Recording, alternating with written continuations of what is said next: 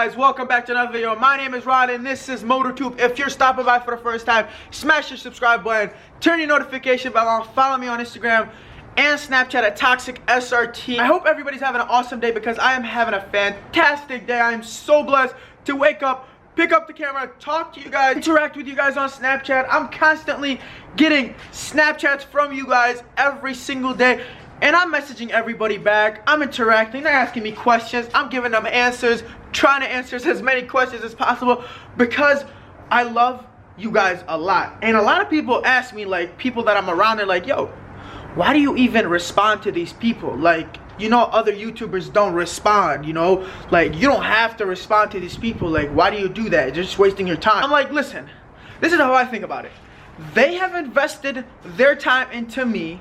They have subscribed, they have watched, they have supported me. I feel like the least I could do besides making good content for them is interact with them and try to touch the people as much as I could. And that's the reason I do it. I have so many people on Snapchat, like in the thousands, yet I still try to answer every single person as much as I could. And sometimes I forget about it, but I'm having conversations with these people and like I'm trying to remember people as much as I could, even though they start to all look the same, all the names starting to look the same, but I try my best. And that's one thing about me that I love, is I love interacting with you guys no matter what. I don't care what I'm doing. I'm literally on my phone and messaging you guys because you guys matter, and it's simply as that. It's just not just something I'm saying. You can ask anybody that Snapchats me, and if you Snapchatted me and I've answered you and if we spoke, make sure you comment down, let the people know that I really do this. So without talking too much, I'm heading out to the shop today because I love making videos where there's a lot of information about it, and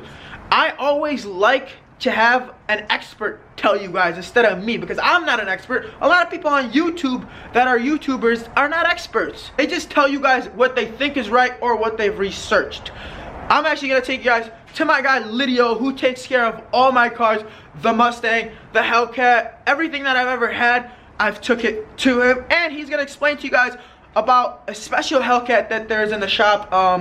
It just got done today, and we're gonna go there and check it out. He's gonna talk about a special modification that it had that a lot of you guys are gonna wanna know, because a lot of people are very, very curious about this modification because it's always spoken about, it's in movies, and nobody really knows the inside and out of this. So we're gonna go there, check the shop out, and then we're gonna talk about it. So let's get it. Just made a quick stop at Alternative. I'm gonna show you guys the nitrous kit on this. Is it back here? Yeah. Okay. Yeah, it's got the typical 2-gallon tank that we like to do on these, where we hide the 2-gallon reservoir. This one, we were running E98 in some of these dedicated wet kits, but we switched them to C16 over the last few months because we decided the C16 is a little easier to get. It's higher octane and a little bit easier on some of the jetting and tuning. And does this heat it up? 15-pound bottle, that's the warmer. Yep, it's a pretty custom install the way we do these. Yeah, oh man, it looks so good. Cool, the bottle's white. It happens, they come white. Yeah, we didn't paint it. It looks good with the car. Yeah, it's an NX nitrous kit and a nitrous outlet dedicated fuel tank system. So explain to the people that don't know, what's the point of this? The point of this is, the reason you have an auxiliary tank is anytime you add, sorry about the lighting, anytime you add nitrous, induce or inject nitrous into a motor, you have to pull timing depending on how much nitrous you hit it with. You have to retard some timing, and you have, depending on the nitrous hit, you also have to have a certain amount of octane.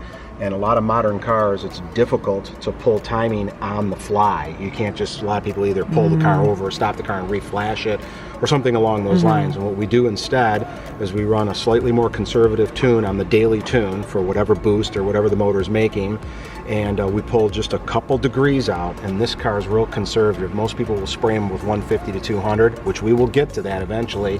This one's set up for only 1 1/4, and by only spraying 1 1/4 into it, along with the 120 plus octane of the additional fuel that comes here, you don't have to do any timing retarding in the tune. It's pretty seamless. You can leave the everyday tune alone and not really sacrifice much power. Leave it alone, pull maybe 2 degrees out of it, lose a couple of horse on the everyday tune sometimes, and then you can spray 125 to 150 without worry, because you're injecting an additional 120 plus octane in with the C16 that's in here. So you can't go crazy because this is still only part of the fuel that mixes into the combustion chamber. The other fuel, depending on the car, is either still 93 octane or this car it's E85. So you can get away with more. But this is pretty much the Have you ever seen anybody run without that? Yeah, you can still do that. It depends on the car. You could mix a little bit of What race could fuel. go either wrong, or do you sacrifice power if you don't do this? Well, you don't really sacrifice power. The right thing to do, I guess to word it correctly, the right thing to do is to always, depending on how much nitrous you add to the motor, you either have to add some octane one way or another through the factory fuel system or whatever fuel system it has, or through a dedicated fuel system like this. You either have to add some octane and or pull the appropriate amount of timing. And most people don't want to sacrifice the everyday tune. So let's say this car runs, just pick easy, even numbers. Let's say this car's 800 to the wheel on 20 degrees of timing. If you pull 2 to 3 degrees of timing out of it to accommodate the spray on everyday tuning, it might lose 20, 30, 40 horse. Nobody wants to hear that. It's a compromise. So you leave the everyday tune alone, and the car continues to make, let's say, whatever it is, 800 rear wheel on 20 degrees of timing. Then by injecting C16 into it along with the nitrous simultaneously, and only with the nitrous, you can leave the timing alone, maybe still pull 1 or 2 degrees off, but with a 125 shot, you could probably leave the tune completely alone and inject the nitrous and the fuel together, and you're done. It's seamless. Cool. And okay, just the kit without installation, how much does this usually cost? Like what you just did? It's the pretty, fuel it's cell pretty and pricey, unfortunately. It kind of starts to take away from what I like to call the cheapness and the cost effectiveness of nitrous, but it can be pricey.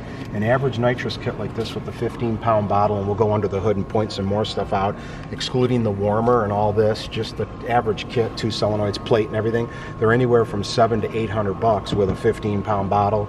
Warmer kits are anywhere from $200 to $400 more. They can get pretty expensive.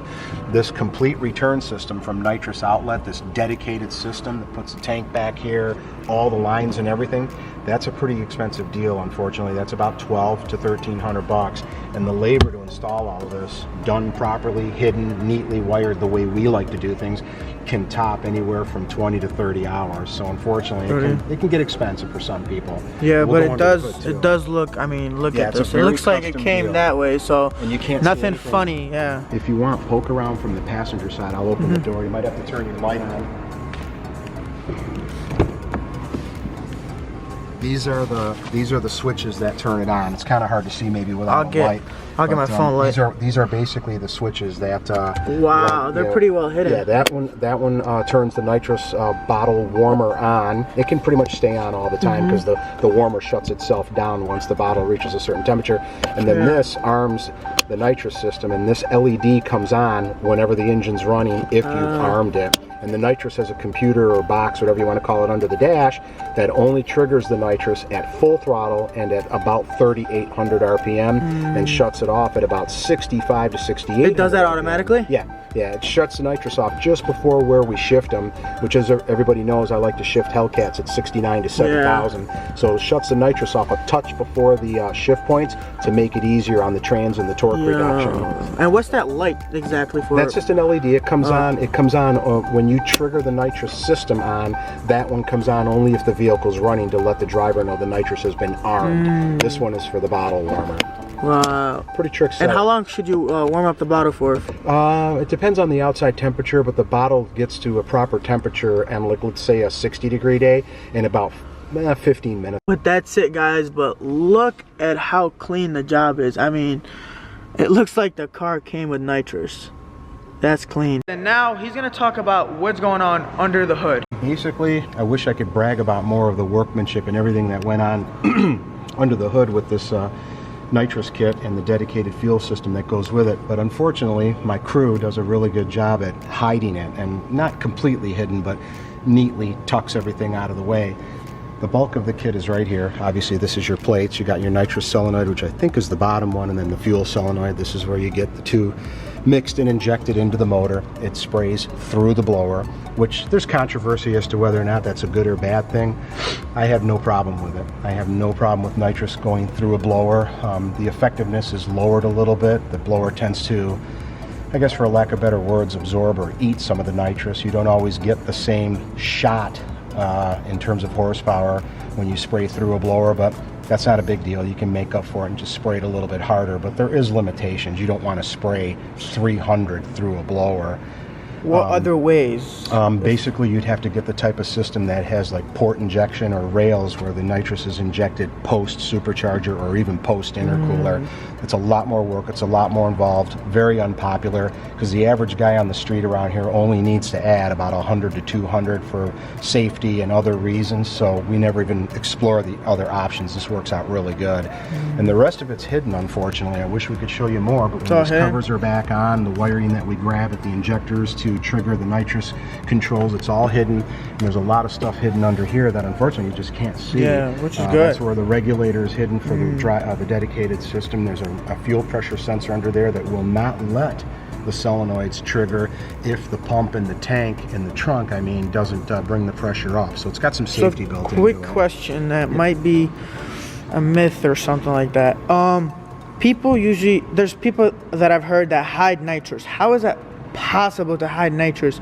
Is that even possible, or is that just like people talk about it? We don't, as a shop owner and business and whatever you want to call it, we don't hide nitrous much for people anymore, because in order to hide it, for the most part, it becomes even more expensive. What a lot of guys will do to hide nitrous is, and I've done it in the past, is generally these solenoids, you just don't get the plate system. You could remotely put the solenoid somewhere else. They could go in the fender area. They could go in the cowl area. They could be hidden. They could go anywhere. Yeah, they could be hidden. And then basically the two lines that feed the nitrous could go into a single nozzle or dual individual nozzles.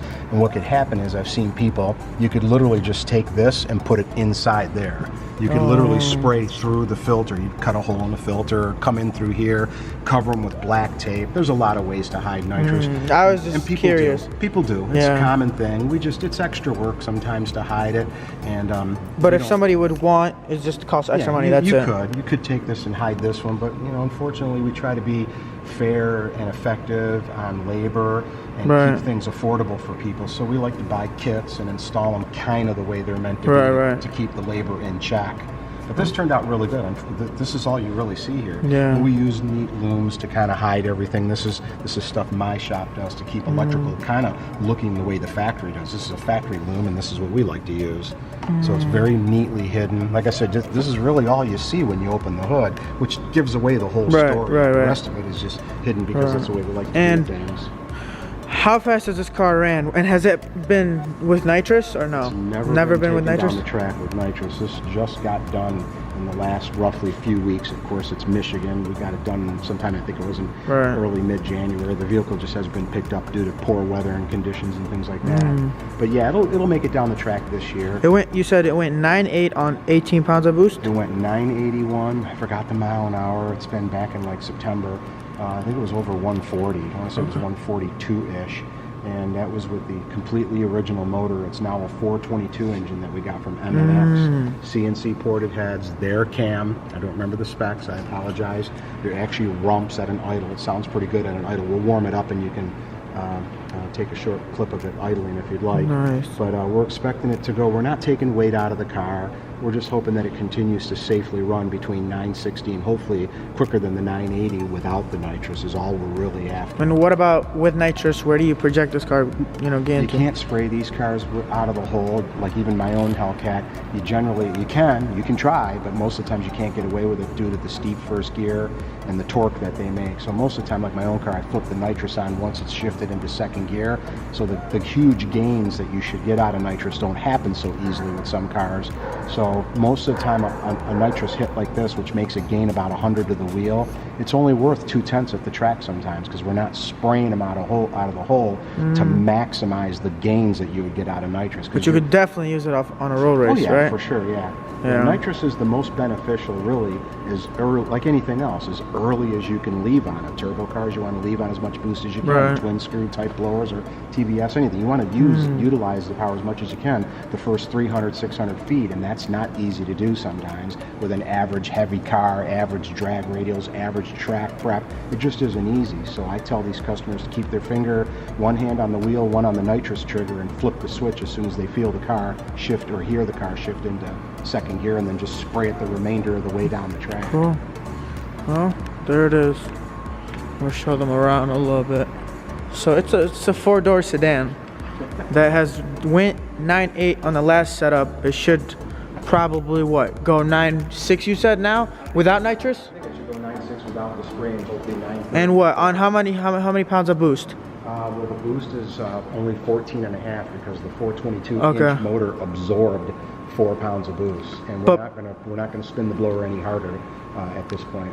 They get inefficient if you put too small of pulleys on the blower. So as you guys can tell, Lidio likes to run his cars very, very reliable, okay? Now there's other shops that like to tell you to run it way past the limitation of the car, and then we know what happens to them. They blow up, there's always something that goes wrong.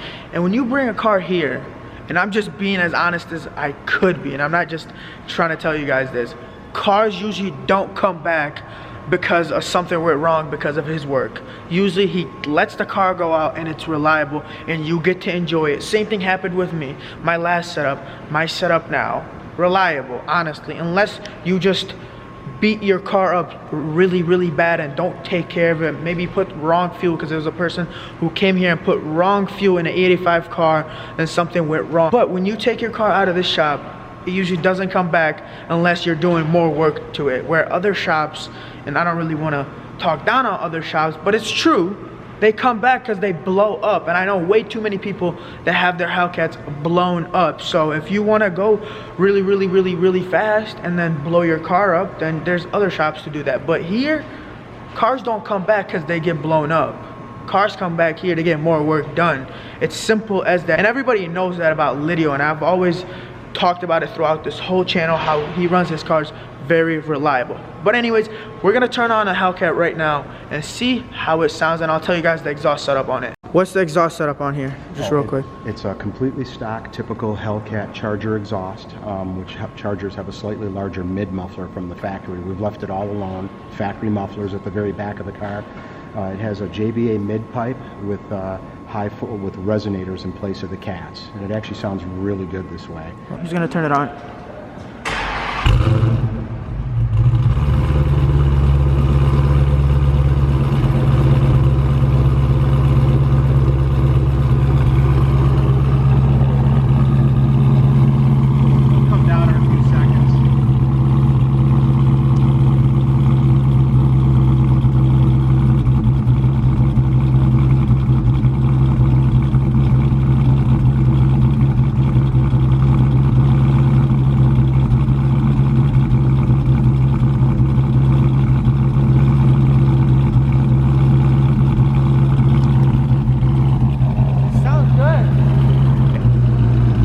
Really good. All right, guys, there it is. You guys hear it chopping?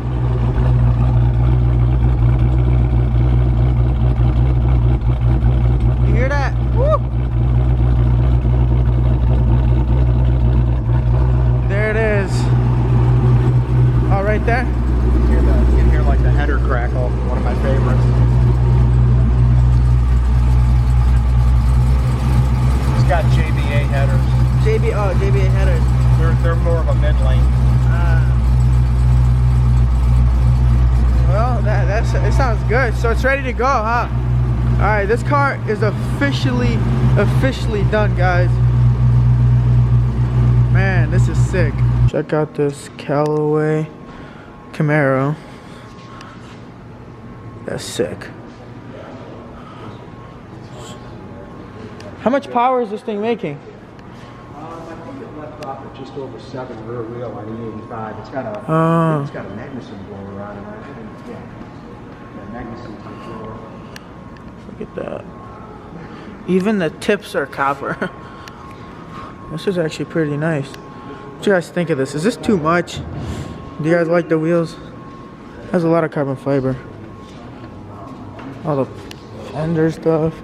A lot of things going on here. You got the tow hook.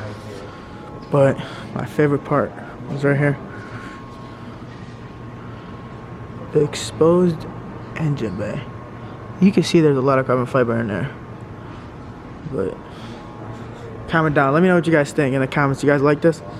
Alright guys, so I'm finally back home and I've had an awesome time with Lidio. Make sure you guys check out his email in the description below. But I am going back to LA tomorrow, so more California content. I have a few reviews scheduled, but tomorrow's video, I'm not heading back until nighttime, but tomorrow's video is gonna be an awesome video that a lot of you guys have been begging me for, and it's something that I always do on the channel that you guys haven't really been seeing as of lately. So you guys are gonna see what I'm talking about tomorrow's video. So stay tuned for tomorrow's video. Make sure you guys tune in at 5 p.m. Eastern time. If you're on the West Coast, it's 2 p.m. If you're on the East Coast, it's 5 p.m. Make sure you guys tune in. But with that being said, I'm gonna let you guys go. So if you guys like today's video, give it a big thumbs up. If you're new to this channel, smash the subscribe button, turn your notification bell on to stay up to date with the videos, and make sure you're also following me on Instagram and add me on Snapchat at ToxicSRT. I'll put it here. There's links in the description as well.